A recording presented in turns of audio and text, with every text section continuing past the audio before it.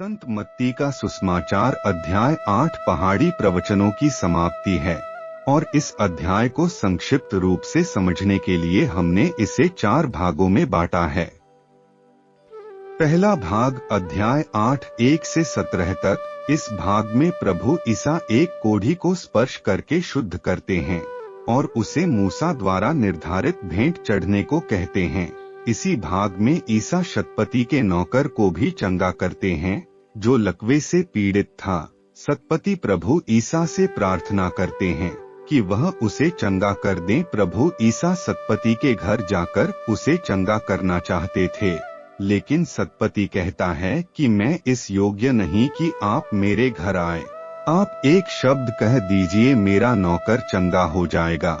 शतपति का विश्वास देखकर ईसा शतपति की प्रशंसा करते हैं और कहते हैं कि मैंने ऐसा विश्वास इज़राइल में किसी में नहीं देखा।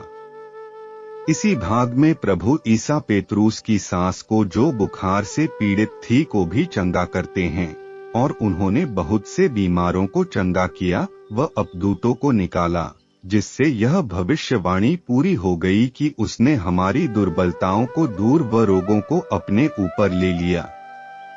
दूसरा भाग 18 से 22 तक। इस भाग में प्रभु ईसा लोगों को उनके शिष्य बनने की शर्तें बताते हैं। वह कहते हैं कि लोमड़ियों की अपनी मांदें हैं और चिड़ियों के अपने घोंसले हैं, लेकिन उनके पास सिर रखने की जगह भी नहीं है। और उनके शिष्य बनने के लिए वह चाहते हैं कि वे अपना सब कुछ त्याग कर उनके पीछे चलें। तीसरा भाग 23 से 27 तक। समुद्र को पार करते समय अचानक तूफान उठा और नाव डूबने लगी।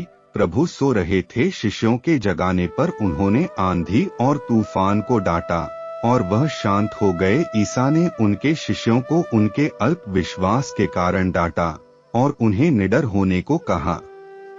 चौथा भाग 28 से 34 तक। गदरेनियों पहुंचने पर प्रभु ईसा के पास एक अपदूतग्रस्त मनुष्य मकबरों से निकलकर आया। वे इतने उग्र थे कि उस रास्ते से कोई आ जा नहीं सकता था। वे जान गए थे कि ईसा ईश्वर के पुत्र हैं, इसलिए वह मसीह से दया की याचना करते हैं और ईसा उन आत्माओं को निकालकर सुअरों में भेज देते हैं और सुअर झील में कूदकर मर जाते हैं।